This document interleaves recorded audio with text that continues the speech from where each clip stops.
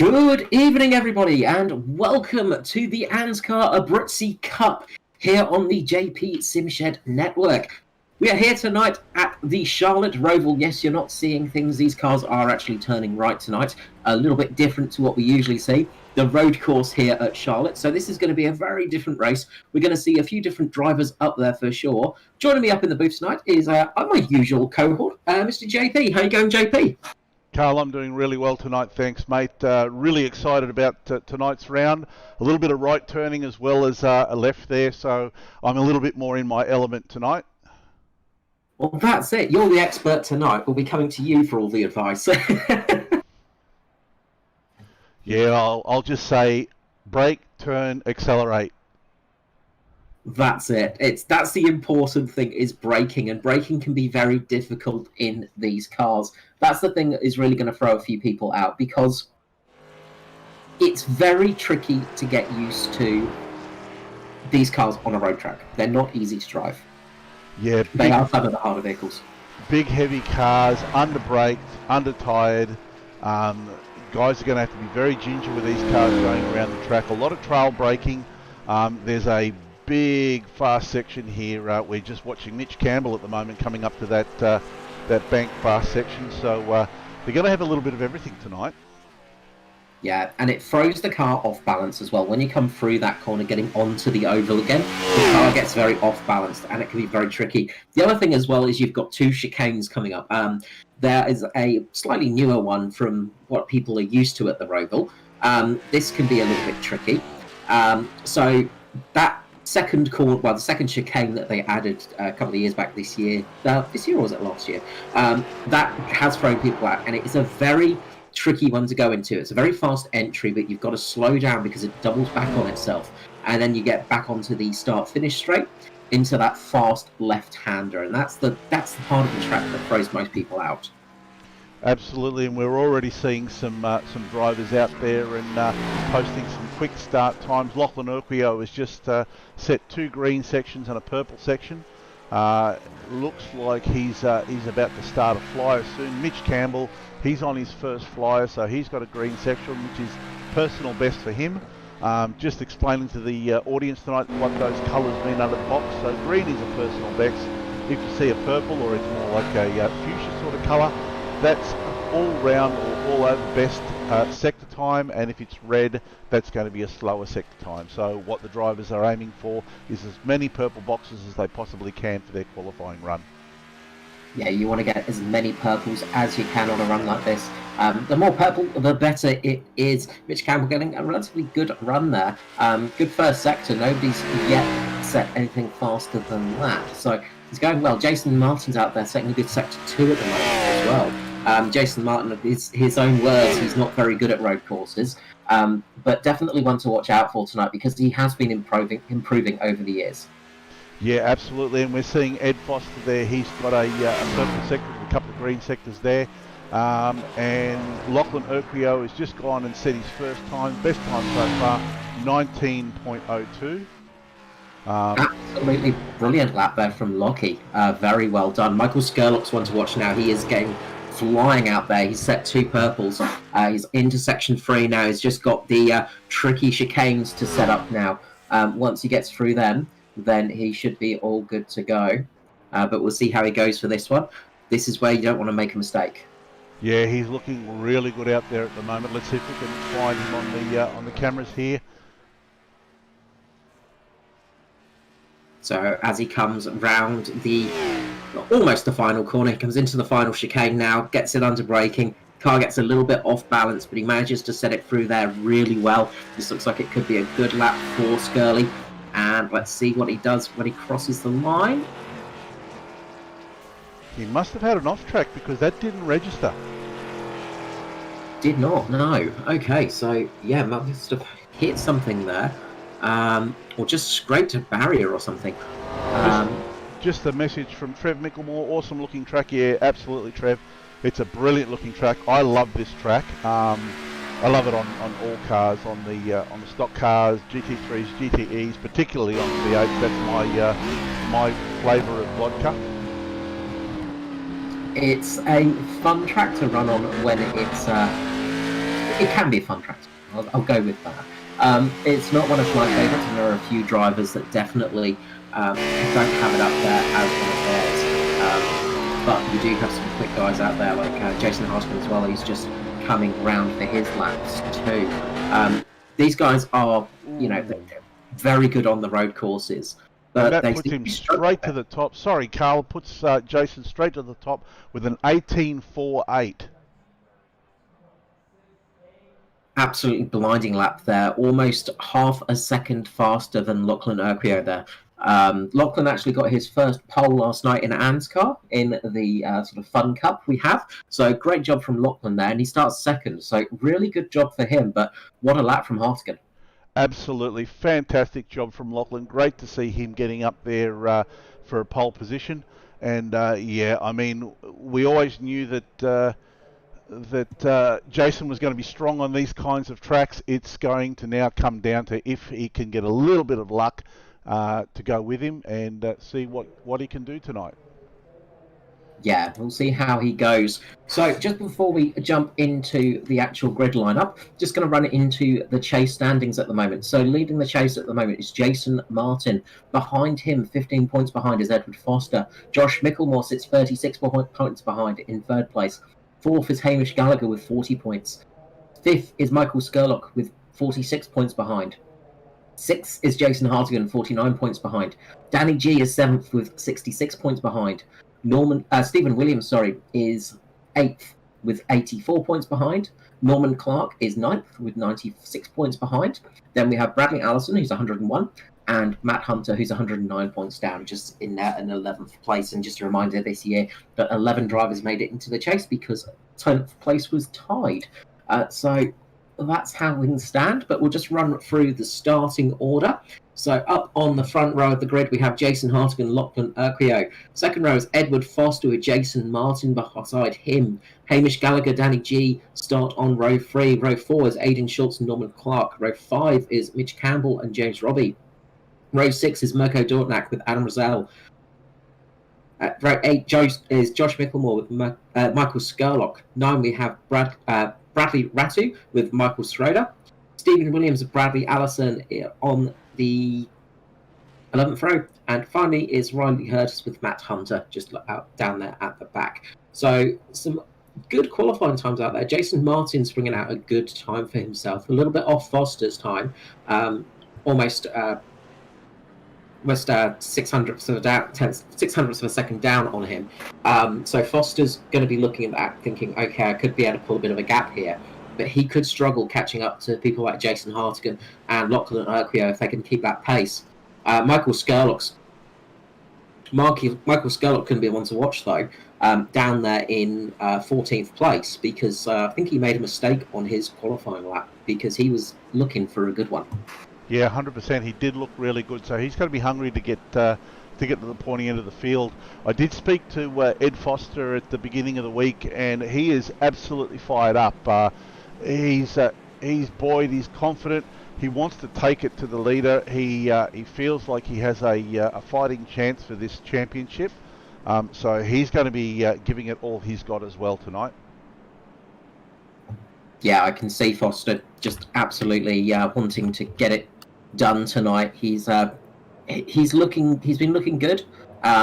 He's been setting some good times, and he's been having some good pace. He's had 2 victories in the past 2 races as well, so he's got some good form as well tonight. Yeah, that's one thing that's really gone his way. He's had some victories. He's feeling confident. He's at the pointy end of the field too, so this should be pretty good for him. Yeah, he's not one that is new to road racing either. He is quite good at the old road racing. Oh, what the heck has happened there? We have had a moment in the pacing up. Somebody has gone round. Aidan Schultz has gone round. Oh dear. Oh, in a big crash actually. A big crash as they're pacing up. Looks like Aidan Schultz has possibly had a disconnect of his drive or something, because he's just spun up in front of Norman Clark, and then we've had a big load of cars just crash into each other. Josh Micklemore just making it out of there, just barely missing that one. Wow. Got a huge crash at the back there. Not sure what happened to Aiden Schultz there, but he's not. He's looks like he's back. He's actually gone back into the pit lane. So I think maybe he had a problem there. Not sure what actually happened to his car. So we might have a second lap of the safety car as everyone just shuffles into order. But that was a bit of a strange one. Yeah, well, look, I saw it all come up on my timing screen, and I thought, well, maybe somebody's just flickered on and off, and then all of a sudden there was a second car, and then a third car, and a fourth car. I thought, well, really, no, that must be just a glitch, but it wasn't. And the safety car's peeled off, so it looks like they're going to get going. Okay, so we're going to get green this time round. So they are going green. Green is out. So Hardigan has got a good start there, with Opio then second and Foster in third place. Good start by those guys. And Hardigan's wasted no time in gotten going. As you say, he's gotten off like a greased whippet. Yes, absolutely. He has really got off to a good start there and trying to build up that lead as quickly as possible. Yeah, he won't want to muck about. He knows that Foster's going to be on a mission. So I think he's going to want to try to extend the lead if he can. And if you can't, well, it'll be interesting to see if any team orders come into play tonight. Absolutely, yeah. Look, you've got three of the cars up there at the moment, but Foster has managed to get in front of Lachlan there, and he's trying to build a gap. And Lachlan's doing a good job at the moment, just keeping Jason Martin behind him. Looks like they might be running a little bit of the hair. And so, Jason Martin's got into the back of Urquio there. Big hit up the back of Urquio there into that braking zone, and that's going to cause damage to the front of Martin's car. I imagine that would have been quite a hefty hit because Urquio just went completely flying off there. Oh yeah, look, he's just tagged the back of Urquio's car, put him in the wall, and that was all she said. Pretty disappointed actually in that. I would have expected more from Martin than that on the opening lap of a 45-lap race. I'm wondering if he just locked up a bit there, just didn't expect Urquio to brake so quickly, because he just really did not get to stop there. It just looks like possibly cold brakes affecting him a little bit. But yeah, that was a really big moment. I was saying there, Urquio was playing a bit of the older tortoise to the Foster's hare, just allowing those guys to run off a little bit. He was doing a great job in that third place, just sort of holding the field up a little bit if that's what they were up to, which is a good little tactic you can run. But now Martin has got Hamish Gallagher all over the back of him, so Hamish Gallagher is going to be looking to put some pressure on Martin now as well. Yeah, absolutely. Like you said, I wonder whether he's got a little bit of damage. He went over those sausage curves pretty hard there going into that corner, so I think it was going into the chicane, so I'm just wondering whether he's got a little bit of damage and he's slowed up now. Yeah, it can get... the damage on the front can really affect you with that. I'd say it would be more cooling or possibly engine damage than anything else if he has got damage. Usually these cars can take a hammering across the curbs. You do a lot of curb jumping, and Hamish Gallagher's got past Jason Martin just sliding into the wall a little bit. So he might be struggling a bit there for the front turn.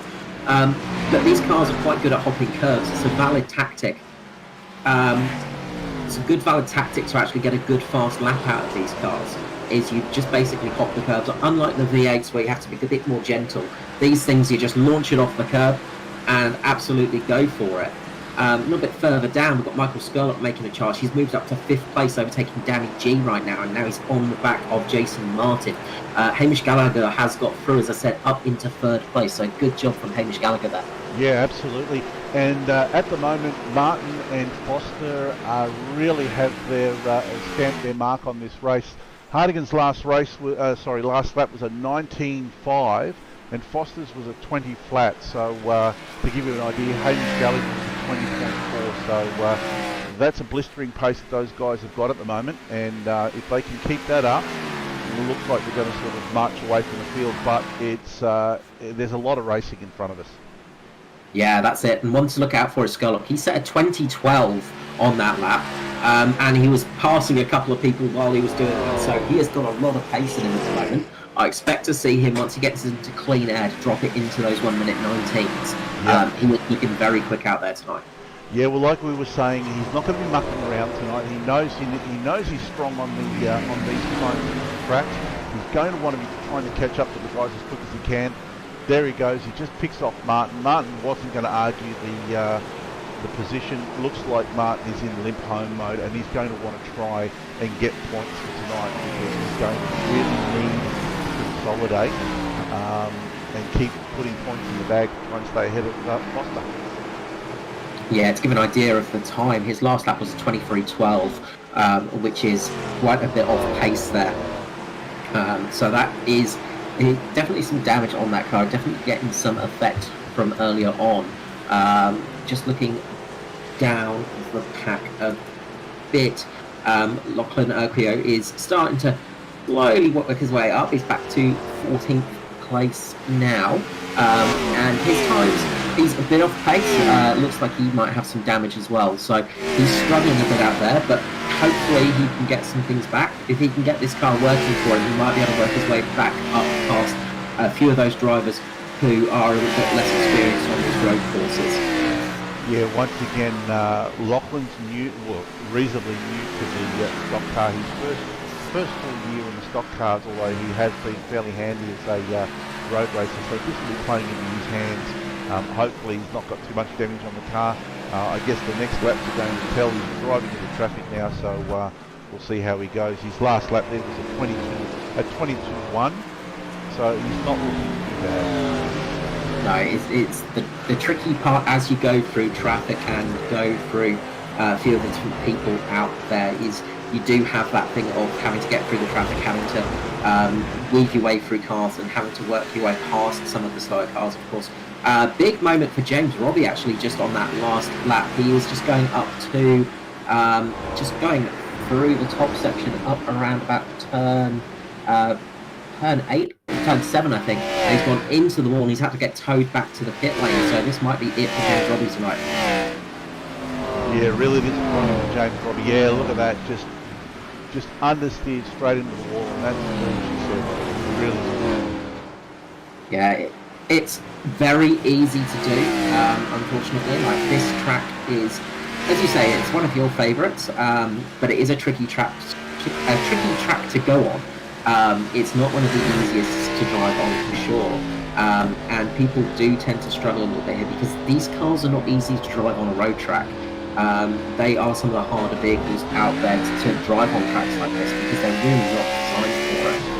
Yeah, absolutely. These cars are designed for that oval work. I did read that they do change the brakes on these cars for some of the different tracks. And I think for these road type tracks, they change the brakes on them to make them a little bit better, but still they're still fairly challenging cars. Yeah, they do add a slightly bigger brake disc and slightly meatier brake pad onto the car, but you really do need it in these things because they are not light and they do take a lot of force to stop. The big issue though is when you do have those slightly bigger brakes on them, those heavier duty brakes, it's very easy to lock up as well. If you come off with sort of just driving sort of relatively a track you don't need too much brake on from one of these cars, you jump into a road circuit and all of a sudden you're looking up every single corner. Yeah, absolutely, and it looks like Jason's just maybe eased off a little bit, or he's used the best out of his tyres. His last lap was 20.4, but I mean he's got almost a 7.5 second lead over Ed Foster, so he really doesn't need to push things much harder than what he already is doing. Yeah, he's just having to ease the car right now, not having to worry too much. Getting a couple of cars just coming through now. Aiden Schultz has managed to get back out there after a input issue earlier on that saw him go up the track. And a few cars did get some damage from that as well, remember. So there are a couple of people out there with wounds at the start of the race, which is never easy. But he's just out there back lapping, trying to get some points for tonight. But Jason Hardigan has got a nice lead at the moment. Of course, one of the other big advantages of these road courses is there are no pace cars. You don't get a full course of caution in this, so you don't have to worry about that. The other thing about that, of course, is you can't look for it to actually help you in the race. So all of the pitting tonight is going to be done under green, is that it? Yes. Yeah, you will not get a chance to do it under a caution. You've got to do it under green. And it just depends on how long these guys can get the car to go through tyres and fuel for this race, which will determine their amount of pit stops. They're going to want to try and do as few pit stops as possible, because you do lose a heap of time on this track as well. So people will be looking at going for a one stop. I imagine they'll split the race down the middle. If they can, you might see a few people trying a double stop just to try something different, get on those fresh tyres, just have that speed advantage for those usually about 5 to 10 laps on those fresh tyres, and see if they can make some positions up that way. It can be done, but it's not easy. Yeah, absolutely. And look at this. Skurlock is almost within sight of Foster. He can actually see him in certain spots. So, yeah, that's going to be motivating him to get a move on and try and catch Foster and get around him. Yeah, look, those guys are absolutely flying at the moment, and they're doing some good times out there as well. Skurlock is in the 121.7, so he's just a little bit off Jason Hartigan, the leader, but he is still setting some very good laps, about a second lap faster than Foster at the moment. So that bit of a lead that Foster managed to pull at the beginning is helping him, but Skurlock is chasing him down. Foster can see that in his mirrors. Yeah, absolutely. The only two cars actually at the moment who are in the 121s is Hardigan and Skurlock. So everybody else is in the 22s, 23s, 24s, and even you know, we're getting into the 25s and 6s for some of the guys that are carrying a bit of damage. Yeah, it's not easy when you get damaged early on in the race as well, because you get very disheartened. It's not a fun thing to have to drive these cars around with damage, especially when you've got some suspension damage, because they're not the easiest things to turn on when they're fully formed and when they've got no damage. As soon as you get damage on them, you start to really struggle, and then you start regretting your life decisions that put you in this spot. Yeah, absolutely. And Jason Martin is just holding station at the moment in 5th place. Last lap was 23 flat, so he's struggling a little bit out there, but he also knows that he has to stay out there. He's got to try and make as many points as he can tonight to not drop too many positions. Yeah, he needs to do his best to keep up there, keep close to Foster, make sure he doesn't lose too many points to Foster as well.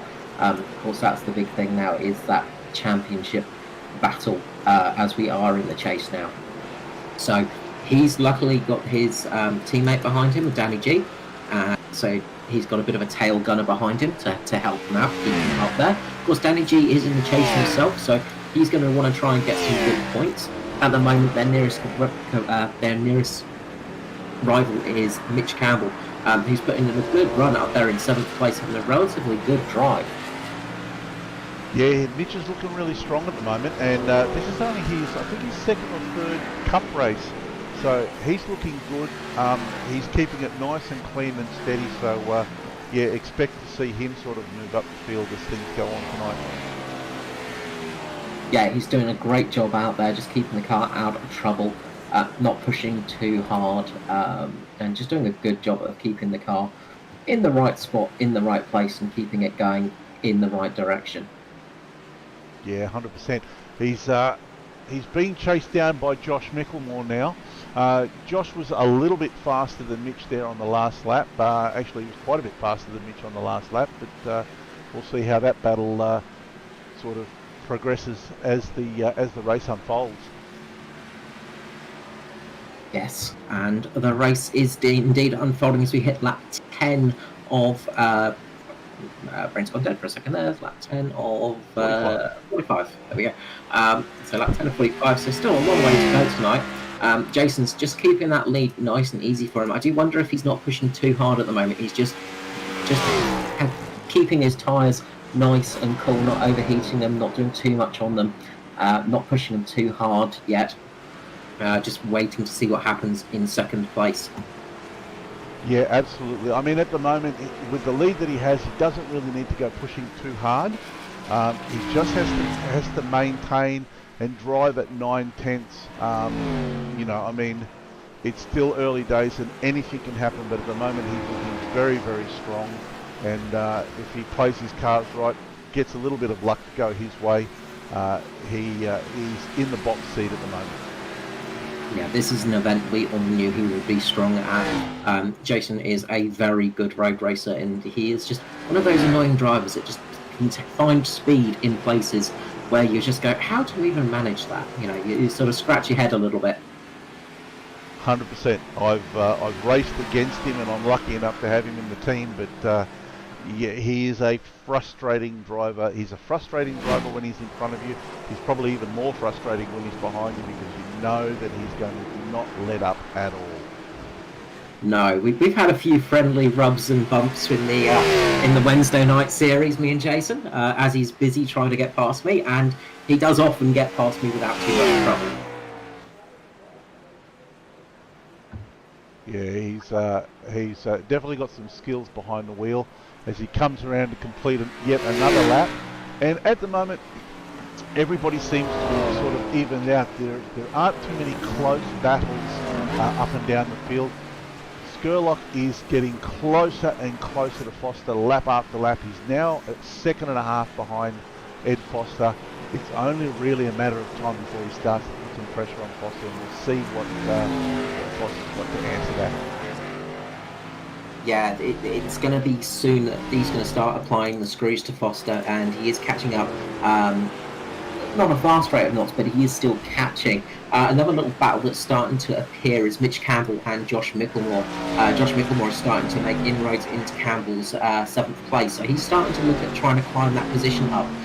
Good recovery drive as well. Lachlan Urquio has managed to get back inside the top 10, and he's chasing down his teammate Norman Clark there in 9th. Still a bit of a gap between those two, but they will start coming closer together, I think, soon.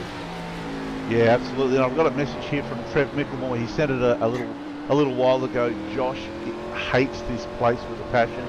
Well, tonight it doesn't look like he hates it too much. He's chasing down Mitch Campbell, and he's reeling him in lap after lap. Yeah, you can hate a place and still be quick, though, if you've got the skill. And Micklemore's one of those drivers that is quite skilled. And again, we talk about Jason Hartigan being fast. Josh Micklemore is one of those guys that can just pull pace out of nowhere sometimes. And especially on the oval circuits, you just go, how did you gain that speed? You just can't understand it sometimes. But definitely one to watch when he is going. When it's going his way, he can be very, very quick. And he's very tricky because he tends to always have a good finish. A bit like Jason Martin, tends to always finish there or thereabouts, sort of within the top 10 positions, and just keeps consistent. And that's been the story of the year for the drivers out there. Well, it's that the old saying, always rises to the top, and these guys have got great pedigree in these cars, and they just seem to find themselves there or thereabouts, and it's not by accident that it happens. That's it. Michael Skurlock is starting to close in on Foster. Now the gap has shrunk some more. It's now half a second between the two of them. So it's getting very close, and Skurlock's going to get a bit of a draft here as they come onto the oval section. One of the strange things about this track, of course, is you do have the oval section still, so you have got that big burst of speed as you go down the straightaway, and you do get a bit of a draft, and sometimes that does catch you out. Possibly what happened to Jason Martin and Roval earlier is Jason Martin got caught out a bit by the draft and missed his braking point, because it's so easy to happen. You gain a little bit more speed than you've had all race long. All of a sudden you go to brake where you'd normally brake, and you go, oh, I'm carrying too much speed here, because you're gaining an extra 5-10 miles per hour quite easily down those straights, especially the first straight between turns 11 and 12. Yeah, absolutely. And here's a question for you, Carl. Your Ed Foster championship points are going to be crucial for you tonight. You've got Michael Skurlock behind you, just absolutely sweating with P2. What do you do? You fight him, you take the risk, or you let him go and just go for the safe P3 and get some points in the bag? Looks like, sorry, Carl. Looks like we might have had an issue with Danny G. Just going to go to a replay and see if... Oh yes, he has gone off, just coming out of the first corner, well, the second corner, really going into the second corner just as you get past the pit exit there. Just gone straight into the tyre barrier. He's actually just got past Bradley Allison, I think, who was just coming in for a pit stop. And that might have just caught him a little bit unsighted. and just put him off the line slightly.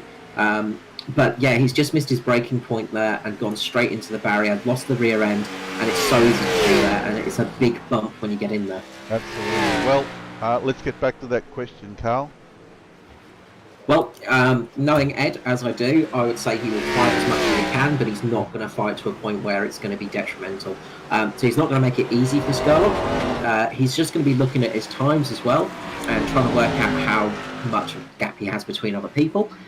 Obviously, when you start battling hard, you do start to lose positions. We start to lose time, sorry. So he's going to try not to lose too much time. He's going to make it as difficult as possible for Skurlock. Knowing Skurlock as well, he's a very clean driver. Generally, you sort of feel more confident to race against somebody like that because you know what they're going to do. You know they're not going to do just a bonsai move from a thousand yards behind you and just dive bomb you down the inside. You know it's going to be a relatively smart move, especially at this stage of the race. So he'll probably just sit there a little bit, try his best to block it as much as he can, which he's doing at the moment. And he's still keeping Skurlock about half a second to a second behind him at the moment. So he is doing a good job there, just keeping him there. But you can see Skurlock's just taking a few different lines into the corners as well. And that's gaining him a little bit of time here and there. He's a little bit more aggressive on his tyres, I think, at the moment too. So he's got a bit more confidence than Foster. But he's definitely not making it easy for Skurlock to get past. Yeah, absolutely. Foster is about as fierce a competitor as come up against, but he's also a very smart racer. He knows how to keep someone behind, but he also knows when to beat, and he won't stay a bad situation. No, he's not going to push it too hard. He's not going to push. He's basically driving in a sort of as calm as he can when you've got somebody in your mirrors like that. He's just doing his best not to get forced into a mistake. And you can see lap time, they're doing good lap times at the moment. Foster and Skurlock are in the 123s, whereas everybody else is sort of more in the 124s, things like that. Jason Hardigan having a bit of a slow lap last time, but I think he was battling a bit with some traffic, which we might see come up to play for Foster and Skurlock soon. But they are just easing off a little bit. They've got some good time in them, but they're not pushing each other so hard that they're making mistakes. Yeah, absolutely, and that's why I went to Hardigan there. I saw his lap time and I thought, I wonder whether he's had at a moment he probably got to some lap traffic and that slowed him down. Yeah, a lot of people are sort of coming in. A few people have come into the pits for their tyre change. A couple of people are a little bit further down than expected with these lap times as well, as Foster makes a little bit of a lock-up coming into the chicane there, into the final corner. And this is going to give Skurlock a little bit of a run now coming down to turn one. Turn one's not the easiest place to overtake though, so I doubt he's going to take that chance.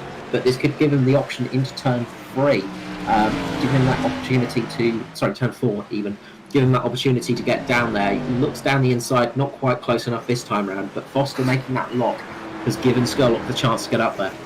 Yeah, Skurlock smelt the blood in the water and he's all over it now. And this is the part of the race where your tyres start to fall off a bit. We're 17 laps in now, and the tyres don't really... It's not like a... Little tank slapper there by Skurlock. A little bit of one, but he didn't lose much time. That's the important thing. He had it in the right spot. He had that tank slapper in the right spot at the right time and caught it perfectly. He barely lost any time. He's going to get a good draft now onto this back straight. Will he look at making a little bit of a lunge on Foster through the chicanes? Not quite yet. He's just sitting there, but he's going to start moving to the left and to the right of Foster, just putting himself into the sort of position where it looks like he might make that move, just so Foster might cover off the line, and then he can get Foster offline, obviously, and try and make that pass position. Yeah, he'll start to annoy Foster in his rearview mirror there. Try to put him off a little bit and see if he can make a gain that way. But yeah, he's all over the back of Foster now, like 0.2 of a second, and it's going to be closing. So he might have a go going through the next turn, maybe. Yeah, I think we're going to see it into turn 4 and 5. We might see him making a bit of a lunge. Turn 4 is a bit of a corner where you can't do much, but turn 5, this corner now, is where you can make a gain. And he looks down the inside, not close enough, but he has managed to make Foster aware of it. And this is the thing, it's a bit like a mosquito in your ear at night when you're trying to sleep.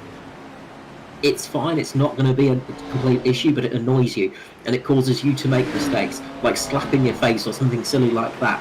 And that's what Skurlock's just trying to do here. It's just pressure Foster into a mistake.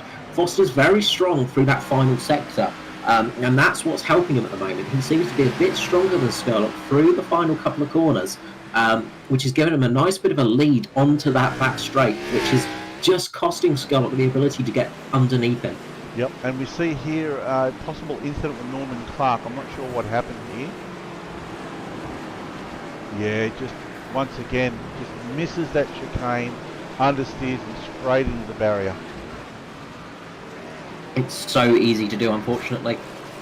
And as I say, on that corner, those chicanes can be very tricky to navigate. It's so easy to lock up going through there. It's so easy to hit one of those curbs and go flying. Norman, very experienced driver as well. You know, if it can happen to him, it can happen to anyone, you have to say. But that's going to be a bit of damage there, and that's going to be a bit of repair for him. Absolutely, and here's a good aerial shot showing the gap between Foster and Skurlock. And like you say, Skurlock, the first half of the course, Skurlock seems to close the gap on Foster, and then when he gets towards the back of the course, going into the oval section, Foster's able to pull away a little bit. Yeah, he's able just to get there. He's just got that little bit of extra speed, it seems, that little bit of extra grip there. So he's just doing a good job through those final corners, and that's really helping him. That's his saving grace at the moment. That final sector, where he's able just to be a little bit quicker than Skurlock. And all the while now, Hardigan is just skipping away. He's the only driver now that's in the 23s. Everybody else is in the 24s and dropping. Yeah, he's just putting those tyres through a bit more pace now. I reckon he's going to be coming in for his pit stop in the next probably about 2 to 4 laps, Jason Hartigan. I reckon he's putting the time in now just to get that speed up, and then he's going to make his pit stop relatively shortly. He's going to want to try and make it as close as he can to make this race a pure halfway race, so obviously around about lap 22 to 23. But I think we'll be seeing him coming into the pits very shortly. Yeah, that makes perfect sense though. If he can basically cut this race in half with the pace that he's currently got, he's definitely in the box seat. Yeah, and of course, no cautions, none of that to really bother you. Does make it a little bit easier when you're leading one of these road races. Not that it is an easy thing to do, because there's so much concentration you still have to have in the car just to get it around this track in one piece. But it does give you that little option of not having to worry as much, not having to stress as much. You don't have to cover off the person behind you, for instance. Foster has an awkward situation now where if Skurlock pits, he could get a little bit of the undercut. Of course, the other thing about a track like this is the overcut can sometimes be a little bit more effective, just because it takes a couple of seconds to get those tyres up to temperature. So it can vary a lot of times. Obviously, if the person behind you pits on this lap, you're going to be able to gain a bit of pace as they come out on those cold tyres. You're going to be able to put up a bit of time up.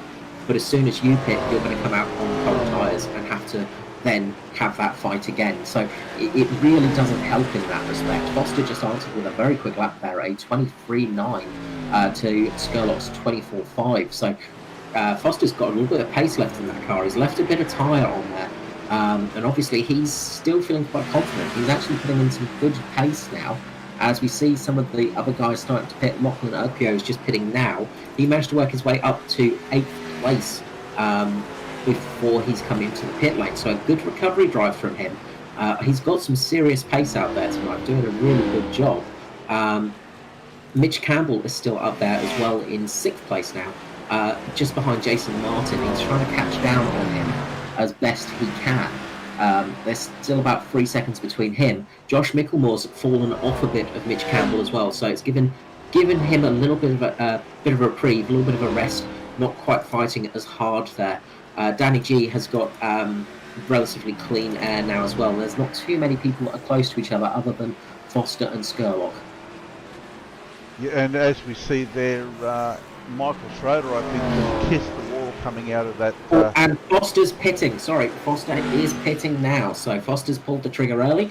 So he's going to pit now, see what he can do. This is going to give Skurlock the chance. He has to give everything he's got right now. And he is absolutely, as he goes through turn number 1 sideways. That was a very, very aggressive move. He just basically skidded through that corner as fast as he can. I think we're going to see a fast lap here, but he's gone wide a bit. He's gone wide into the entry, but that's given him a little bit more of an area to go around. So he is using those course, the absolute limits of the racetrack now to try and go as fast as possible. He's absolutely giving it everything he can. But what if you're Skurlock here? Do you cover off Foster and come in the next lap? I would say he's coming in now. There's no point sticking it out there. I think if he comes in a lap later, unless he's got some incredibly good tyres on there, he might struggle. As I said, you have got to build up tyre warmth in these cars. So when you come out on cold tyres, it is tricky. Foster's dropped out just behind Josh Micklemore at the moment. So Foster has got Micklemore in front of him. That's not what he wants to see. He doesn't want to have traffic there as Foster goes into the back of Micklemore. So that's going to cost Foster a little bit of time. He's just gone into the back of Micklemore there. So Skurlock's going to go around for another lap, it seems. So he's going to try his best to get the overcut working. So he'll come in next time round. I can't see him staying out any longer than this. I see him pitting next time round. Yeah, and a message from Trev Micklemore, Skurlock's tyres applied. It kind of looks that way, but he's trying to extract every single ounce of rubber out of that tyre set. He is giving that car everything he can. He is. Just Aiden Schultz just going into the wall and Hamish Gallagher going into the back of him just then. Not what he wanted to see. Just between Micklemore and Foster, Micklemore just saying sorry over the radio to Foster, just on those old tyres. He's not pitted yet, and it really cost him. He just could not get the car stopped. As Skurlock stays out there, so Skurlock is trying to go a bit longer now, having a little bit fresher tyres towards the end of the race. He's setting some very okay laps at the moment, 124, which is it's good over the rest of the field who are about 126, 125. And Hardigan pulled the trigger. Yeah, in comes Hardigan. Good idea. His last lap, Jason Hardigan's last lap was 1 minute 23.7. That's a second faster than Skurlock there, so he's definitely got some pace in him still. And here comes Skurlock. And this is going to be the interesting part. Is he going to be able to make it out in front of Foster? He's carrying a little bit of damage there, Carl. Yeah, he did go into the back of Josh Micklemore, as I said a little bit earlier, just in braking on his outlap. He went into the back of Micklemore, and that could be the part that changes it for these guys. That could have been the bump that affected him. He is going to get out in. He's going to be ahead of Skurlock when Skurlock leaves the pit lane. It's not going to be much, but he will be ahead. Now, Skurlock's going to have slightly fresher tyres, of course. He's going to have to get them up to temperature, but he will have slightly fresher tyres. So that could be an advantage for him as well as it goes a little bit longer. The last lap for Skurlock before he pitted was a 24.9. Foster's just done a 20.9. So yeah, this is going to be really interesting. So Skurlock's come out about 7 seconds behind Foster, but he will have a little bit fresher tyres as the race wears on. He will be. You can see the gap that Foster has now over Skurlock. We've got a 7-second gap over Skurlock to Foster. So he was trying the overcut there, just trying his best to make some good time while Foster was warming up his tyres, but it didn't work out for him. Jason Hardigan's taking a purple in Sector 2 on his outlap, so he's just going for it now as well. He's got those fresh tyres back and he's enjoying them. Foster definitely has some good pace though, so he could be in a good spot right here. It didn't really work out too well for Skurlock. And we saw he was struggling to get past Foster as well. So he's going to want to try and have that slight tyre advantage over Foster now to make the overtake. That's the thing. I get the impression that Skurlock probably used the best of his tyres and just could not close that gap to Foster. And Foster being a bit of a statistician, a tactician, I should say, was able to sort of save his tyres a little bit better.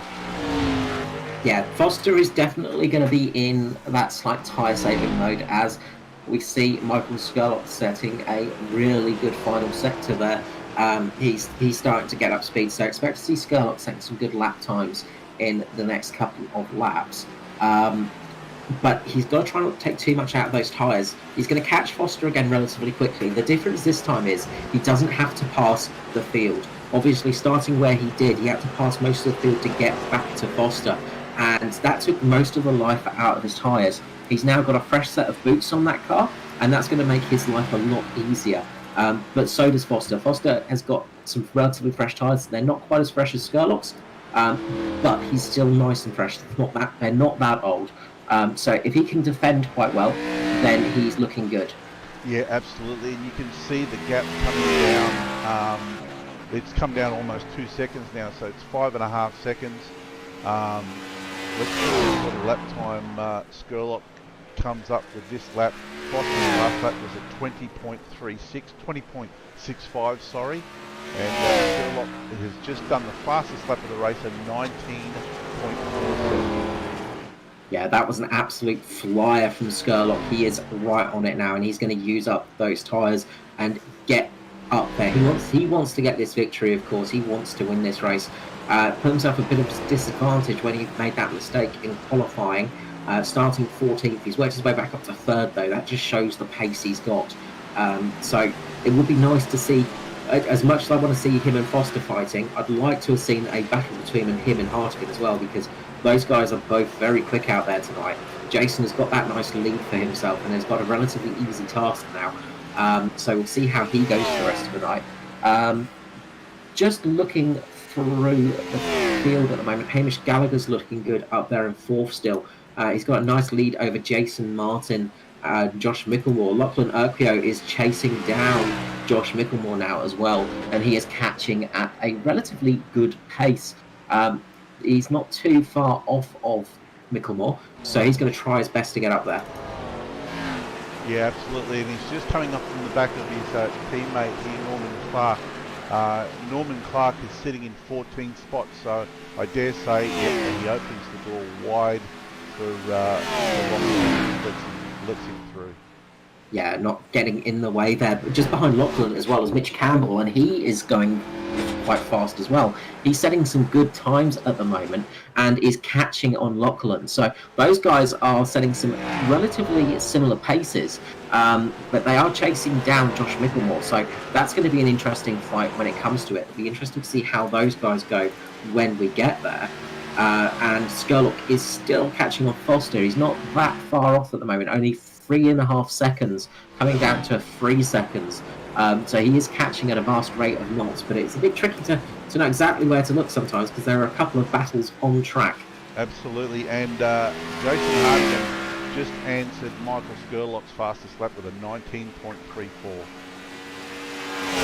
That was a bit of a glove across the face moment from Skurlock, challenging Hartigan for that fast lap, and Hartigan has just simply turned around and answered in return with another glove slap to Michael Skurlock, setting that lap. Absolutely brilliant one there from him.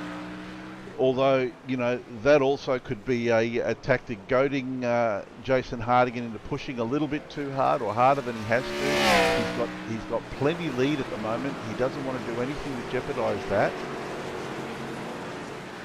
No, it's a... Oh!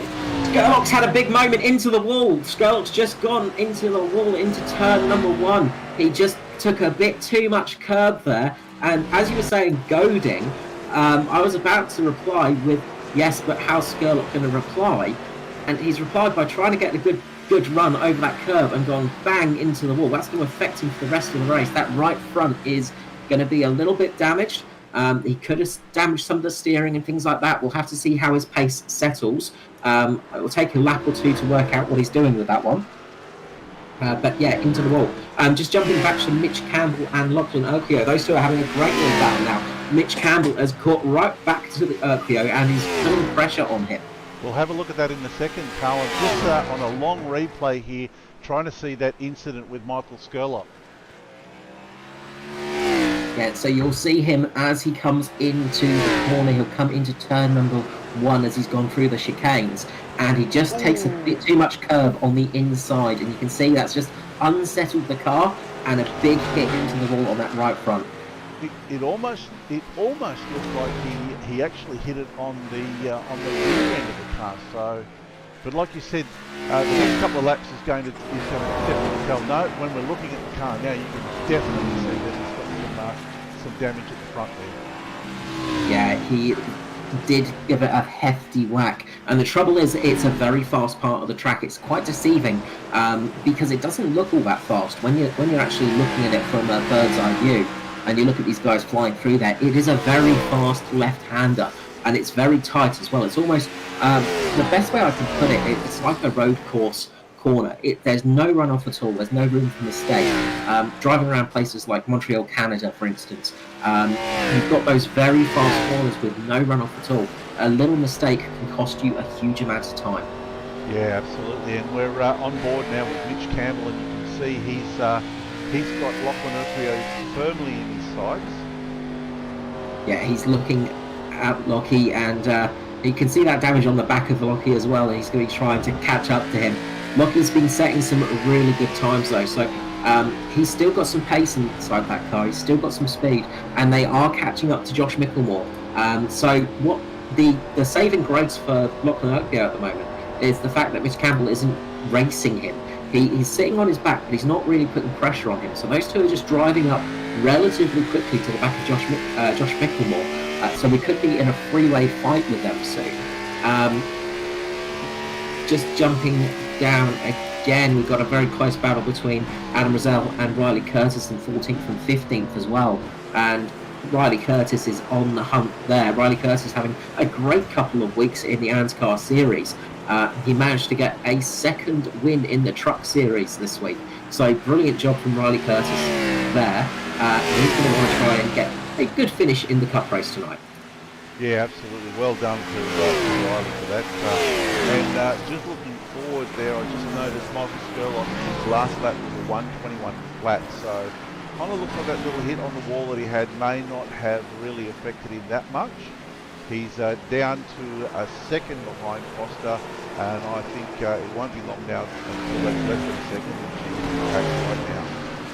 Yeah, that's the fight we're going to have to set. We're going to have to absolutely focus on now. Is the fight for second place.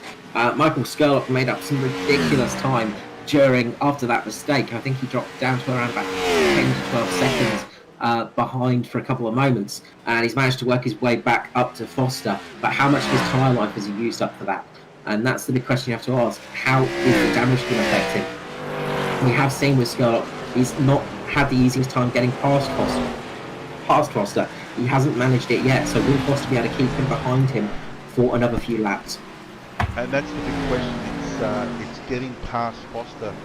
Skurlock is looking really racy, and he just needs to find a way to get past Foster, maybe fake him out somewhere, but that's a lot easier said than done.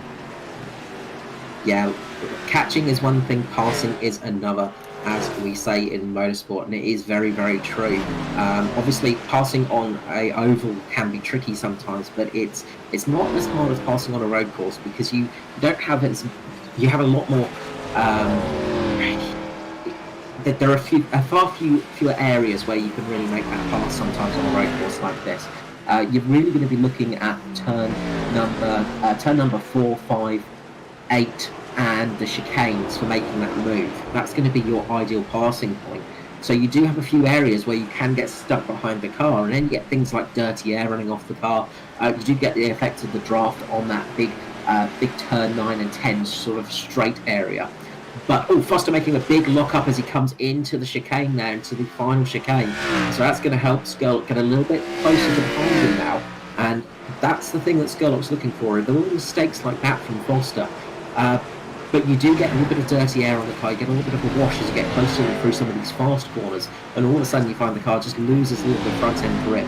So Skurlock's going to have to battle with that. Foster's just got to keep his car in the right place at the right time. And that's easier said than done sometimes. Yeah, 100%. And while you were mentioning that, we saw Mitch Campbell actually make a move on Lockie. Looked like Lockie went wide or something, might have got himself to slow down and had to ease right off, and Mitch just was able to get around him nice and easy. And Skurlock now is as closer to Foster than he's ever been, so this is an opportunity for him. Yeah, this is Skurlock's chance coming back around the straight here. Got Mirko Dornak just pulling off for him. Nice little gesture from Dornak there. As is often the case from Mirko, very polite driver. Unless you're racing against him, in which case he can be a very hard opponent. But yeah, getting out of the way is there. Of course, you don't have any obligations to do it. You don't have to get out of the way of cars in NASCAR racing.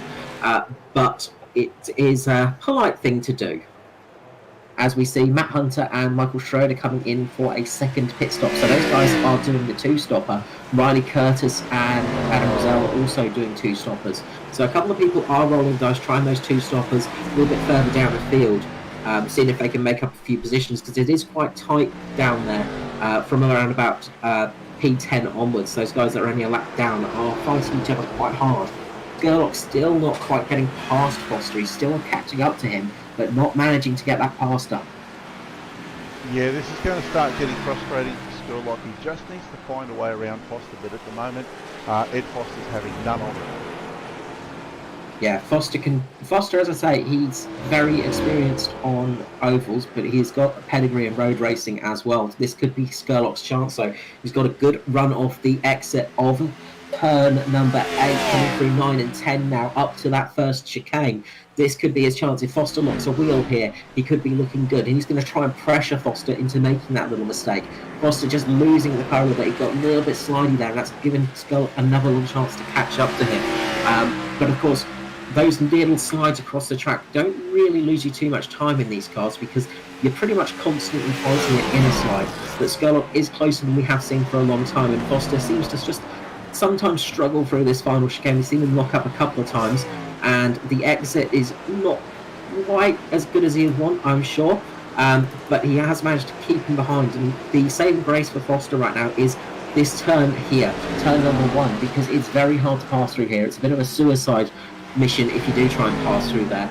Into turn number 3 now, so that's the area where Skurlock's really got to try and push Foster, and Foster's just managing to keep the car in the right place, just keeping it sort of more middle of corner. He's not going too far to the left or to the right, and that's just meaning Skurlock can't put it down the inside. He can't get a nose down the inside of Foster at the moment. Yeah, it's just Foster's putting his car at the right place at the right time, making it as wide as he possibly can. But Skurlock's got a really good run here. He's right on the back of him. And you can see here, though, that Foster sort of starts to pull away a little bit from Skurlock. Yeah, that could be to do with a little bit of damage on Skurlock's car now. Obviously, a little bit of aero damage can affect it. Foster's also got some damage on the front of that car too. He had a really poor exit from the corner, but then started to get a little bit further away as they went along the straight. So he's got a little bit more top-end speed than Skurlock. And you can sort of see that again as we come down to the final chicane. He just pulls away a little bit, and that's what's really hurting Skurlock, because he can't get that move done on Foster through those fast sections. He can't get the footage to the back of him. Skurlock just getting a bit loose as he's come out of the chicane once more, and that's dropped him off a little bit too. So it's just an annoying spot for Skurlock to be in. He just can't do anything against Foster at the moment. Yeah, he's trying everything that he can. He's using every trick in the book, but he's not able to get it done. And it looks like Foster is right forward with him, and if anything, he's sort of rattling Skurlock's cage a little bit more than Skurlock rattling Foster. Yeah, that's the thing. If Foster's just driving with his eyes forwards, not looking in his mirrors too much, he's not really focusing on Skurlock and not worrying too much. And that's something people can do, is sometimes you just focus on the driver behind you, not on the track in front of you, and that's what loses you time. At the moment, Foster, he's obviously taking you off glance just to make sure he's not going to crash into Skurlock, but he's not worrying about him. He's just driving forwards, he's just driving straight and just keeping that car the way he wants it. He's almost driving his own race at the moment, and that's what's giving him that advantage of just keeping in front. He's not panicking, he's not getting the pressure from Skurlock, he's just easing off. Yeah, absolutely, 100%. And it looked like Skurlock just had a little moment going through that chicane there. slowed him down, and Foster was able to sort of eke out a bit of a gap to him. Yeah, again, Foster just getting good speed down those straights, and that chicane, we've seen Skurlock make a couple of little mistakes in that chicane, just going across the curb a little bit too much, sliding the car a bit too much as well. And the other thing that can happen when you do that is you do overheat the tyres a little bit, and sometimes you need a couple of cool-down laps to get there. Skurlock, again, just putting his car a little bit tighter through the corner, just trying to make Foster cover him off. But Foster's keeping that car mid-corner. He's not covering off his lines. He's not taking a different line that he's taken all race. He's just keeping the car where he wants to keep it. And that's sort of not replying to the pressure that Skurlock's laying down. Yeah, absolutely. And while these guys are fighting, Hardigan has just skipped away and he's got a 23-second lead on Foster. Yeah, he's just managing to pull it out there and just keep a nice gap ahead of him. He's not having too much trouble at all out there.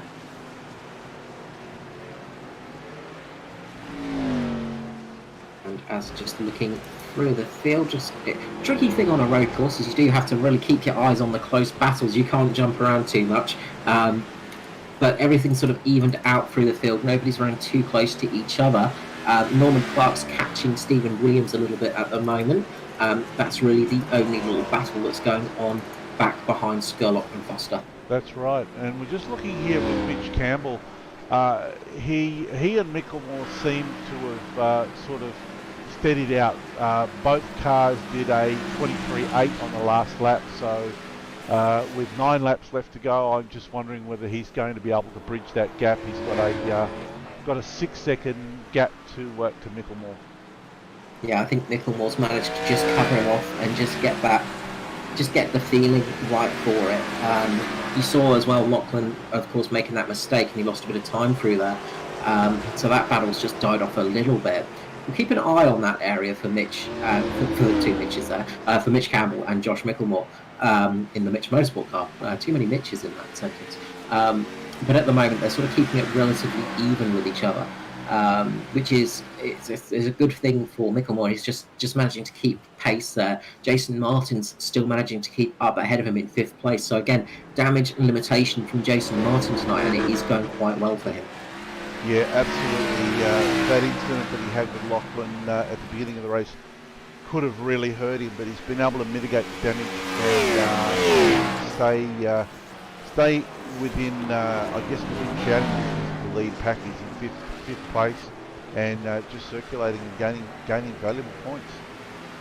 Yeah, and that's the thing is, when Jason Martin has an off day, usually he's not that far down the grid from you, and that could be a very frustrating thing in a championship, because ideally Foster wants to see Jason Martin finish last and him to get a win out of this, to get his title hopes up there. Same for Jason Hartigan.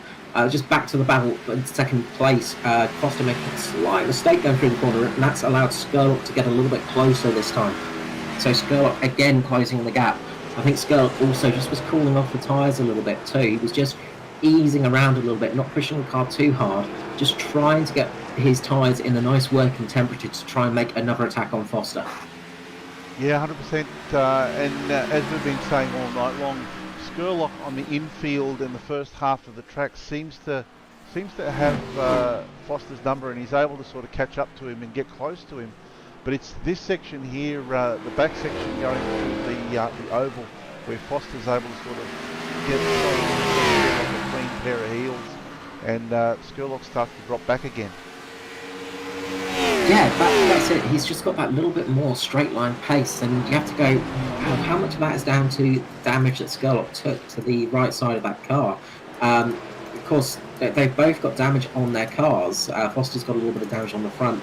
Skurlock bit of more damage on that right, and it could just be costing that little bit of straight line speed, and that could be the defining factor of the race between them. Yeah, absolutely. Either that or Skurlock is just buying his time. You know, he looks like he can't make a move on Foster. He's going to wait till the last few laps and pull some magic out of, pull a rabbit out of the hat, so to speak.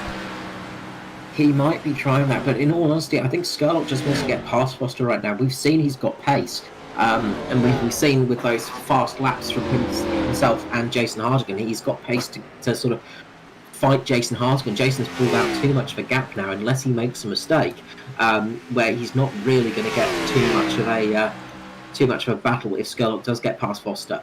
And that's been a great help to Hartigan from Foster. Is if Skurlock got through in that first stint, he would have had the chance to chase down Jason Hartigan right now. So Foster giving Jason Hartigan that breathing room from Skurlock has definitely helped him in this race. Yeah, absolutely. It would have been a very, very different story, I think, had Skurlock been able to get around Foster earlier on in the race.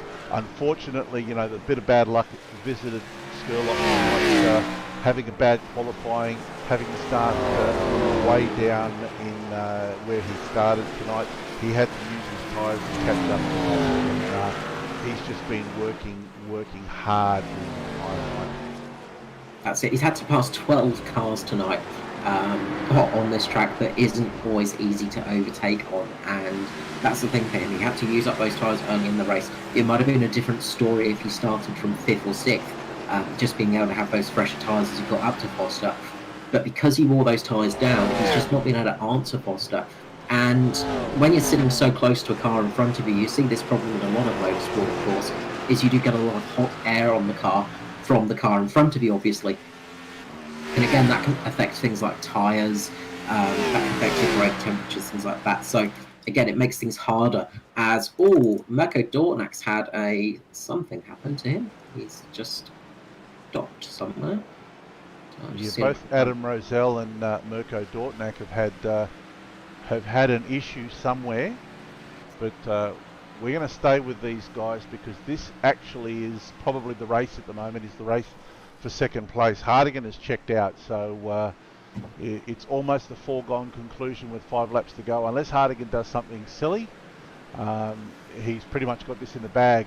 Foster is catching up to lap traffic, and Skurlock is right behind him, so that might have something to say in the dying stages of this race. Yeah, this is going to get spicy, this battle for second place. Mirko Dornak, just letting you all know what happened. He just went straight on through the first chicane and then came to a sudden stop. So maybe another issue of hardware just detaching itself there or something like that from him. He's managed to get going again, but he has come into the pit lane and sort of just had a couple of tweaks. Adam Rosell as well has made a pit stop too, so he made his third pit stop for some new tyres along with Matt Hunter. So those guys just running their own little race with each other on those fresh tyres, just trying something a little bit different.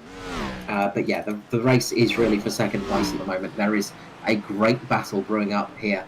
As we see Stephen Williams, I think, just running across the chicane there, just losing it across there, and Foster's going to be able to get past him nice and quickly down the inside of this oval part of the track. Yeah, tonight everybody's been well behaved tonight. The lower cars have just opened the door and let the faster guys through, and that's something that you don't see a lot of in stock car racing. They don't have to slow down, they don't have to make it easy for the guys, the lead pack. But they've let the guys race on. Don't know whether it's been a good or a bad thing.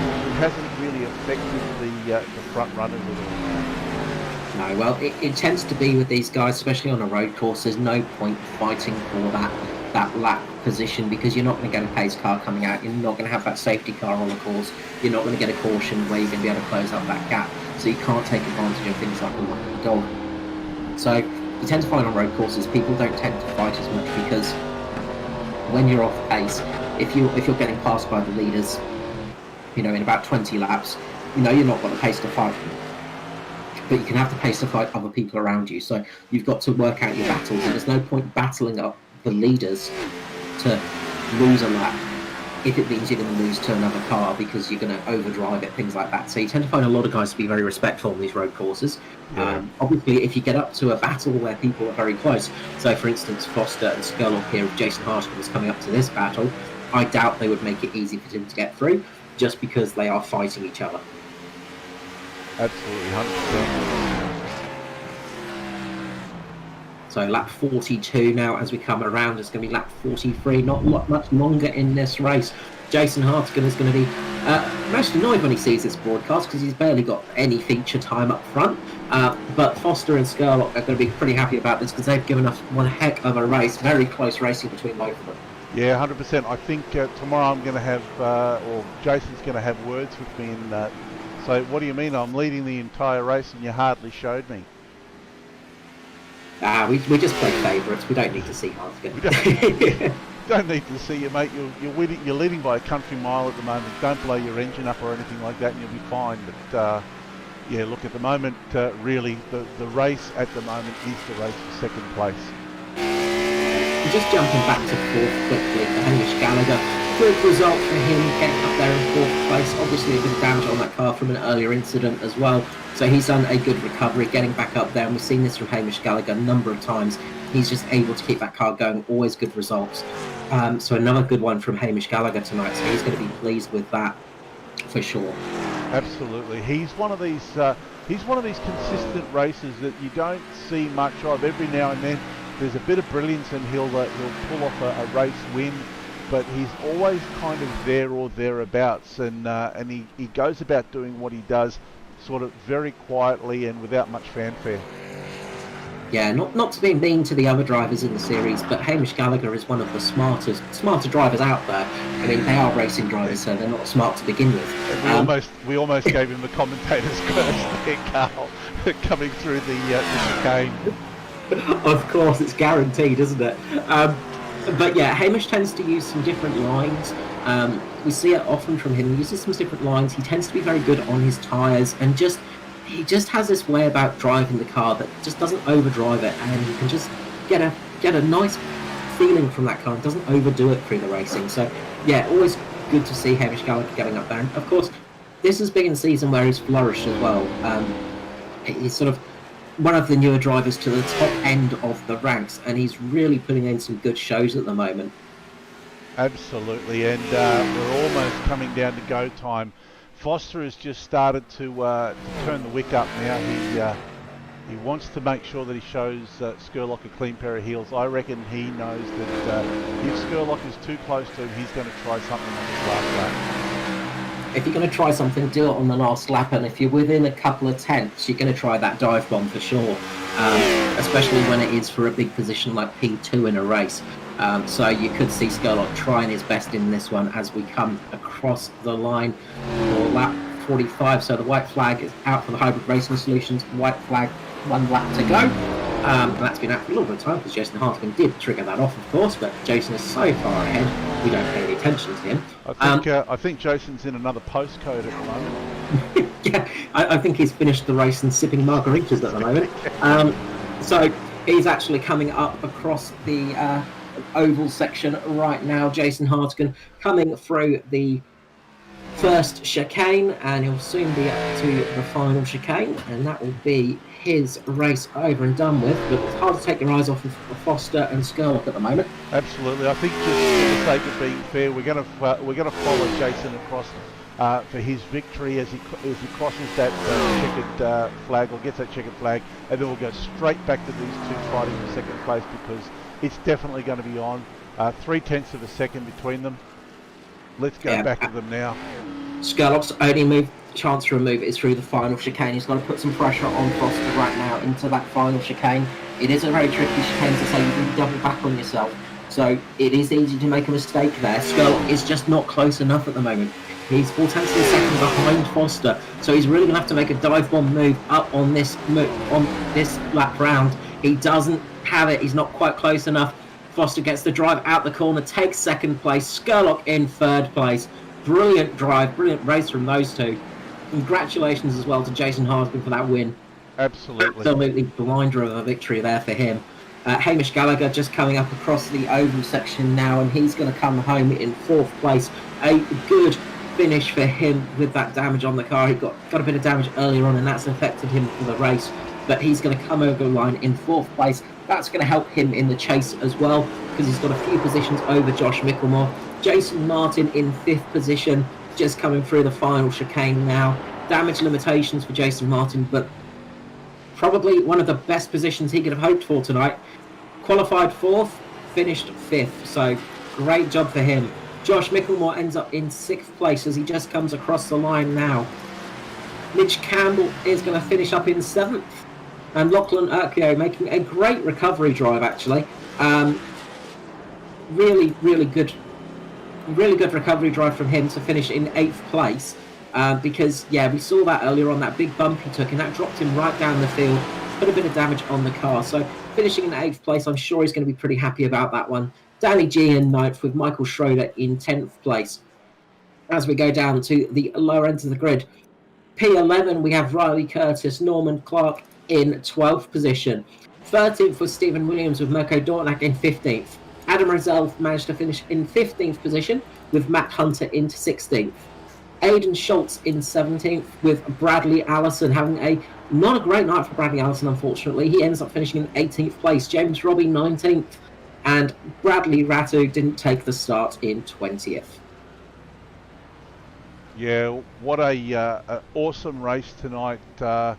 Look, another absolute domination from Jason Hardigan on this Roval course. We knew he was going to be fast. I don't think we knew he was going to be that fast, but really there was no argument for the entire race. He led from beginning to end, and that was about it. The race really to watch for us tonight was that race for second place. That was a bit of a heart stopper. Yeah, we were treated to a great race for that second place, in all honesty, because it is one of those tracks where we sometimes see gaps just forming, and then you sort of see the odd person getting close now and again, not much happening for lap on lap on lap. But tonight we were treated to heart-stopping action. There were barely any laps between Foster and Skurlock where they weren't less than a second apart, which is very rare to see here. And up for the P2 and P3, brilliant battle. Got to say, what a drive from Skurlock as well, starting 14th, finishing 3rd. That is one heck of an effort.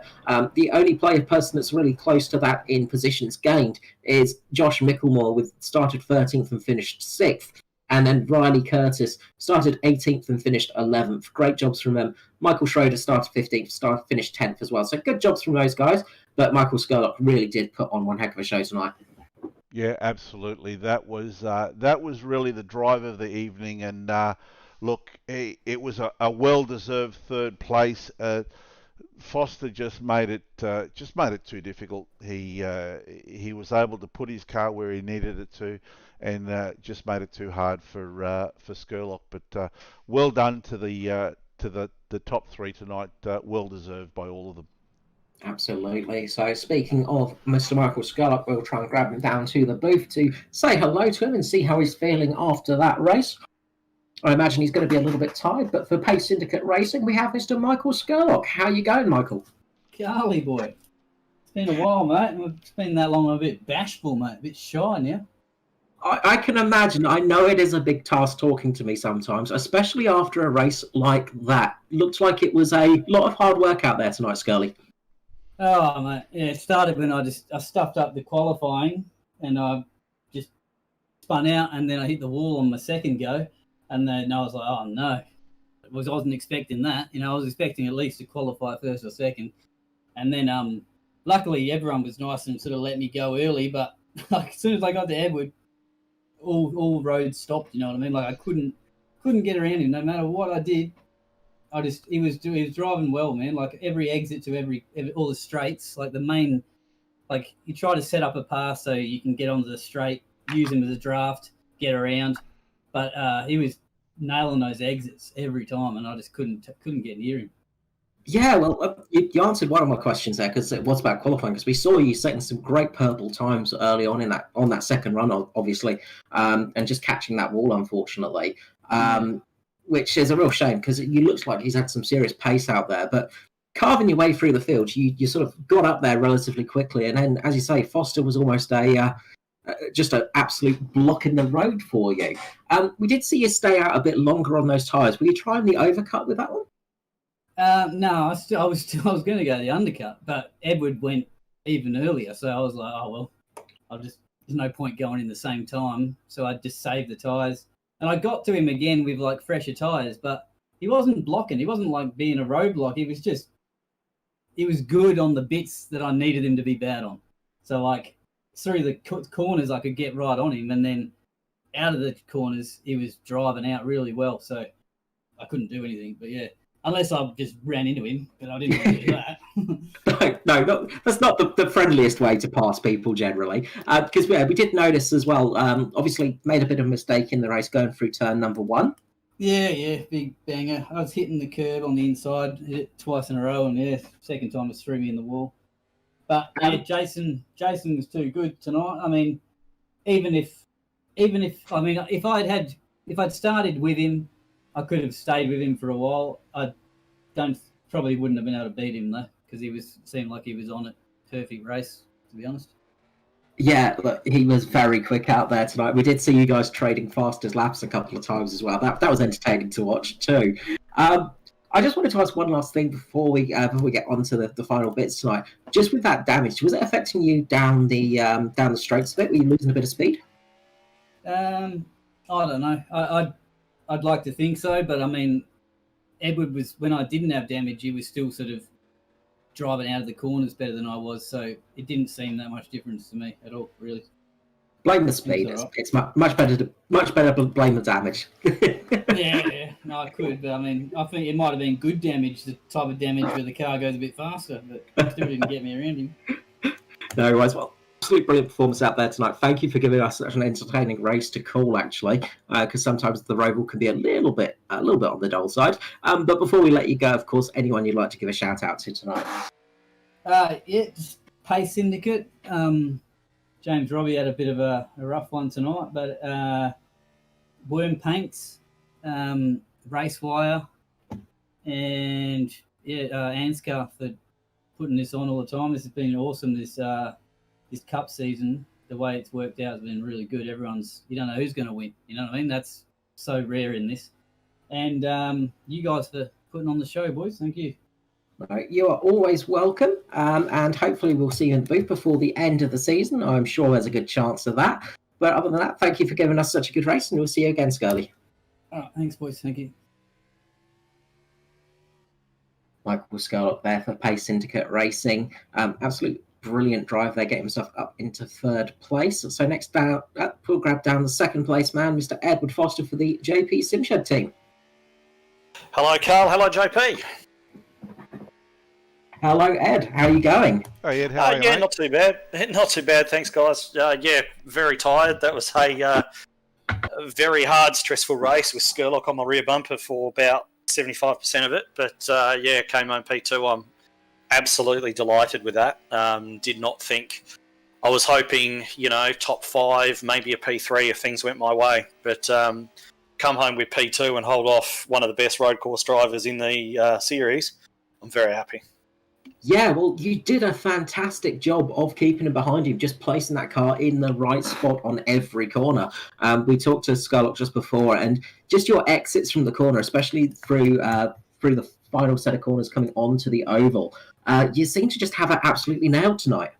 Yeah, I mean, the thing is, like, when somebody comes up behind you like that with as much pace as he had, there's no point trying to push harder and do better lap times. That, as my brother always says, that battle's been decided. He's quicker than you. So the only thing that you can do is to try and protect yourself going into the overtaking spots on the track. I knew where they were. I knew that coming out of certain corners, including the one that you mentioned, was going to be absolutely critical to make sure that I was far enough ahead going into the overtaking areas that he couldn't make a move. So I just made my whole lap about that. My entire lap was just about getting those points right, getting the throttle on at the right point, looking after the rear tyres, so I had the traction to do it. And, fortunately, I was able to drive out of the corners, was able to keep throughout the stint, really good drive out of those turns, and he never really got a look at me. And, credit to him. Skurlock's the kind of guy that you can do that with, and he's not going to miss his braking point, lock up, smack in the back of you at one of the chicanes or under hard brakes or anything like that. So, he's really reliable. You can actually trust him in those kind of battles. So, I'm glad it was him, and it's fantastic to beat him, because to beat him on a road course, you've done a good job. Yeah, you absolutely did for that, Peter. You really worked for it tonight, and you did earn it. Obviously, when you got a car in your mirror like that, going through a road course or any course really, it's very distracting. Were you finding yourself just looking more forward on the track, not noticing the mirrors too much, or were you just trying to sort of keep an eye on him at all times, or how are you sort of going about that aspect of the race? Certain points I was looking out the front, and much of it I was looking out the back. I won't deny it. I was definitely keeping an eye on where he was. Certainly after, I generally just sort of concentrate on making sure I got the best exit I could in those crucial areas. And then definitely I'd glance up at the mirrors to see how his car was behaving, and I saw him get a couple of power slides on. So that every time that happened, it was a little bit of encouragement for me, because when somebody ranges up behind you so quickly the way that he did, it's easy to think that those guys are just doing it easy and they're not pushing. But when you see the car moving around and he's sliding, he's working for it, and he's taking life out of his tyres, trying to get the power down quickly enough to get by. So every time I saw his car kick out sideways a little bit, I was a little bit of encouragement for me. And just count those laps down. They were some of the longest laps of, they are the longest laps of the season anyway, the way the road courses work. But definitely it was that they took a long time to come down those last 10 laps. Yeah, and just with the pit strategy you ran as well, obviously you managed to get the undercut on him, get in first. Were you expecting to see Skurlock follow you in there, or were you sort of a little bit dreading seeing him just continue on after you? Were you sort of thinking he might be able to get a little bit of a overlap on you? I wasn't really sure what his plan was. Pitting that lap was always my intention from the beginning, and certainly nothing had happened in the race to make me change that. So I was going in that lap regardless. And when I saw him drive past, I was actually very happy, because you can come out on fresh rubber and knock out some 1 minute 20-second laps without really taking too much out of the car. And I think I did about 3 or 4 of those in a row after I came out of the pits, and I knew that all the time when I was doing a quick lap like that, his in lap was going to be something like a 124 or something in that sort of region. So I was actually really happy when I saw him continue on. And of course, the one thing that concerned me a little bit is that he continued on too far, and then he catch me at the end of the race with 5 lap younger tyres than what I had, rather than just the one. So it was a relief when he did come in the lap after me. How it would have turned out if he hadn't, I don't know. I haven't sat down and done the maths or anything like that, but I'll take the P2. Congratulations to Jason Hardigan. He's just too fast on these courses, and NASCAR are adding a lot of road courses to the schedule next year, so I'm really going to have to pick up my game here. I can't be losing by 30 seconds every time around that point, but for now, I'll just be happy with the P2 and breathe a sigh of relief. It's out the way, it's done. Yeah, absolutely. Brilliant performance tonight. Great job in qualifying and the race, of course, and a well-deserved second place for yourself. Before we let you go, anyone you'd like to give a shout-out to tonight, and sponsors and all that kind of thing? Yeah, certainly. So the first thing I want to give a shout-out is to the rest of the boys on the team, the JPSS team. We've kind of had this race highlighted, excuse me, as a race we're really going to have to work on, and we put in a lot of work. These, as I think I said last week, these guys just put in, and we worked really hard for this one. Really, really, really hard for this one, and it's paid off with a 1-2. So shout-outs to those guys, especially to Jason for taking on the win. And, of course, our sponsors, Goodyear Auto Care Warana, Track Racer, Brutzy Racewear, VR Cover, Nationwide Tracking Systems, Dragon RC, Cars for Hope, all of those guys that carry along with us during our season. Always grateful to have their support. Great to have those guys on the car. And, you never know how the season's going to turn out. So, it's great to have them with us. Thanks very much. No worries. We will see you hopefully in the booth in the next couple of races for the chase. Of course, there are a few more races coming up after this. Obviously, we've got what's next? Kansas, thank you. Yeah, so Kansas next, back onto the ovals. So good luck for that one, and we'll see you back in the booth soon. Thanks, Ed. Thank you very much. I hope so. Okay, Edward Foster there for the JP Simshed team, and that was everyone tonight, wasn't it, JP? Yeah, look, we don't really want to know about the race winner. I think that was a little bit of luck, really, that he won the race. Oh, there he is. He's with us now, actually. Oh, hello. G'day. We forgot about you, Jason. Sorry about that. You're a little bit ahead of everybody in that one. How's it going, Jason Hardigan? Good, mate. Good, very good. G'day, Jace. Chucky, that was a bit of a surprise, tonight's win, mate. Yeah, I didn't think I had it there. But, Yeah, I'm just being sarcastic. You only won by 30 seconds, so I don't know. You must have been sick or something. Not well. Yeah, it wasn't 40 seconds, you see. So yeah. Well done, buddy. Yeah, cheers, JP.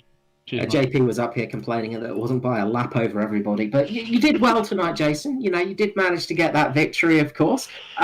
What a race for yourself. That was absolutely brilliant driving out there, and just sheer pace out there tonight. Congratulations. And can you inform us a bit on your secrets?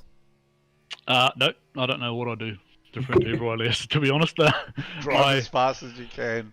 Yeah, basically I act like someone's chasing me behind me and I just try and outrun them. So, it was a bit of a I was hoping Skurlock would qualify up there with me, but he had obviously a couple of mistakes. So, but yeah, well, him and Ed looked like they had a ding-dong battle the whole race, basically. So, yeah, I just basically just did what I needed to do and just drove out and conserved the car, conserved the tyres. The last 10 laps I was actually watching that battle on my black box. I wasn't really watching what I was doing. Just cruising around for 10 laps. But that's disheartening to hear. But yeah, no, it was a shame that Lockie had a bit of an incident on that first lap. Would have been good for him to get a good result, but I mean, JP bloody Simshed 1-2, another one. And our third victory in a row as a team, so that's awesome. Yeah, it's been a good end to the season, but it's been a good year all around for the team. Obviously, you guys have first year in the series, and you guys are going well, and this is your first full season, of course. And it's not going too badly for yourself, is it? Really? No, it's not. And this is basically this coming back to the Roval is where it all began for me last year in the Xfinity series. So that was my first race, got my first win, and nothing's really changed. No, you're still very fast here, obviously. Yeah. So throughout that race, of course, I mean, we didn't focus too much on you, sorry, but we had a very good battle for second place. Anything happened to you out there tonight? No. It was pretty much an instant free perfect race for you, really. I mean, it's a bit hard to say much else about that, isn't it? It's a very good race for you. Yeah, it was pretty uneventful, and I mean, I just had lap cars to deal with, and that was it, really. Yeah. Yeah, it was a jaw-dropping performance, but like it must be very it must boost your confidence a little bit when you do get a good run like this, when you do get an absolute blistering finish like this, obviously. Yeah, it does, and I do back my my road course ability, but I then put a ton of pressure on myself to perform on road courses all the time. And that's probably the worst thing. Like today, I was trying to do laps, and I just couldn't string more than 4 laps together. So, then I just sort of relaxed myself, and away I went. But it is very much a thing you can sometimes put the pressure on yourself when you expect yourself to do well, and that's usually when things go wrong because you put a bit too much pressure on yourself. It didn't happen tonight, though, thankfully, because you did absolutely pretty much a perfect run out there. Obviously, like one of the big things as well is practice. You know, with these cars, obviously, they are very different to drive than most of the cars you run on ordinary road courses and street circuits. So, obviously, I imagine you put a bit of practice through these vehicles. Yeah.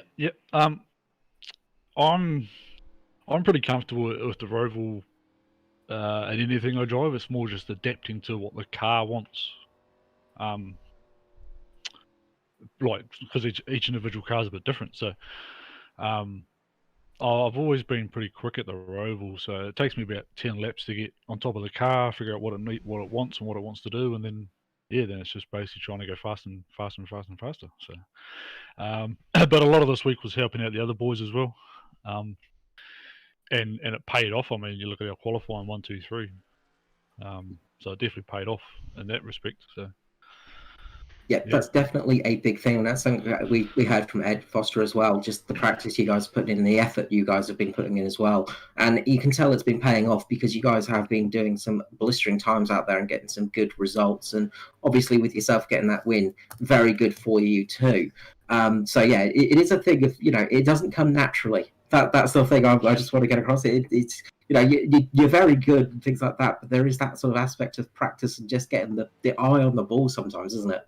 Yeah. Practice definitely doesn't make you perfect, but it definitely makes you a lot better. It's more consistent. I mean, anyone can sort of go out and throw a fast one lap out, but it's about putting it together for 20 laps or 30 laps sort of thing. So that's the hard part in it. Absolutely, I can attest to that one for sure. So before we let you go, anything you'd like to say tonight, any shout outs and things like that, and the usual sponsors? Actually, I'll give a big shout out to Norman Clark. He actually had a bit of a death in his family that he found out just before the race, so condolences to him and his family. But yeah, the boys in the team working hard as always. And all of our sponsors, Dragon RC, Goodyear Auto Care, Bruzy Racewear, National Tracking Systems, and SimShed Broadcasting, and you guys for your hard work.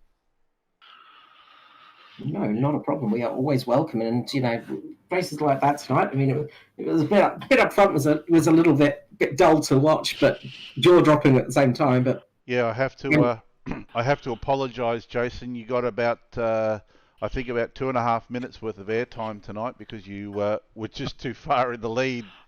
I'll slow down next time. Make it interesting. Yeah, good. Make it interesting. But you've got a good replay to watch with Foster and Skurlock. That battle was very enjoyable. So thank you so much, Jason Hardigan, for the JP SimShed team. I'm sure we'll catch you. Hopefully we'll catch you again before the season end. Chances are we will, because you are still very quick on those ovals too. Yeah, cheers, boys. Thank you very much. See you, mate. Congratulations once again. Yeah, see you, JP. So another good finish for your team, JP. You must be happy about this one. Yeah, look, I mean, I'm not going to lie. I've got a grin from ear to ear. These guys are really absolutely phenomenal. And as a team, they are very, very strong. I mean, they work together exceptionally well. It's a shame that all the guys can't be up the pointy end of the field because the way that they work together during the week and the practices that they put in and how they work together really doesn't sort of do justice to their races sometimes. And I've only just found out about Norman, so my condolences, Norman, mate. My thoughts are with you and your family. He's a top guy, Norman. So really happy with these guys. Yeah, you've got a good team underneath you, and it's worked out well doing the broadcasting this year as well. You've got some good airtime on the cars. So obviously next race will be at Kansas on October the 15th. So we've got a week off next week, which is going to be nice. You're going to actually get a moment to rest, JP. But then we'll be back, of course, for Kansas on the 15th of October. And then for the other ANZCAR events, we'll be having the trucks running on... Where am I? My brain's got lost again. Auto Club. That will be... Oh, sorry, where am I? Lost my page. Sorry about this.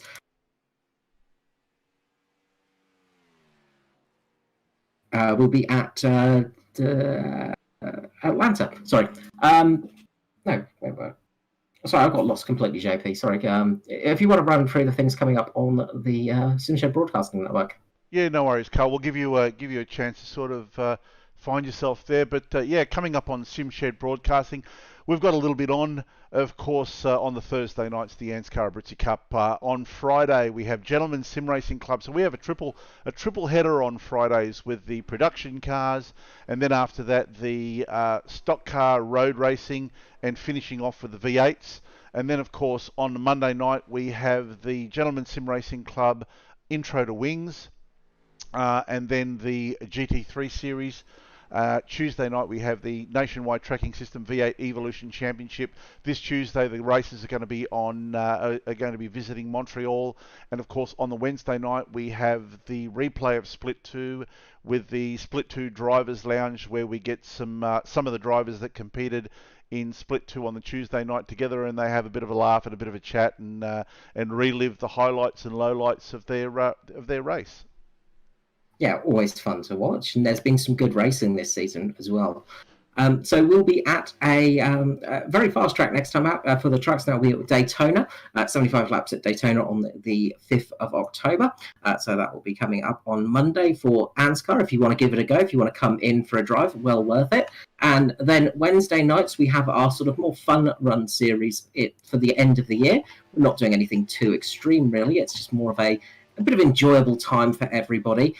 So that's the Wednesday night Speedway series, and that's on the short tracks. We don't know where it will be yet, but that starts at 7:10 Australian Eastern Standard Time, I think, off the top of my head. But that can be joined as well. If you want to come and give it a go on the ovals and have a bit of a tryout, definitely worth jumping into the trucks or on that Wednesday night series. And then, of course, you can catch up on all the JP Sim Shed Broadcasting Network stuff afterwards. Give it a good watch and well worth giving it a view. Absolutely. Make sure you have a look at us. Join us on our Twitch channel, SimShed Broadcasting, and make sure to follow us, and you'll know every time we go live and when we're broadcasting. Yeah, and of course, SimShed Broadcasting on YouTube as well. If you want to catch up on there, of course, the races are put on the back burner, and you can watch them later as well, which is always a good thing to have. So, JP, before we finish up tonight, any last thoughts on that race? Look, it was a great race. Look, honestly, it was. I was very happy to see Jason check out and just win this one by a country mile. We always knew he was going to be strong. This was just a testament to how strong. But geez, that battle with Ed Foster and Michael Skurlock there, that was an absolute nail biter. Yeah, that's it. That's the kind of thing that we love in this series. And that race for second place was just absolutely nail-biting from well, pretty much when Skurlock caught up to Foster to the very end there. So brilliant things to watch. So thank you ever so much for joining us tonight. We hope you enjoyed the race, and we'll, of course, see you for the Cup in, not next week, but the week after, of course. So from myself, Carl Withy, and JP, we'll be wishing you a good night.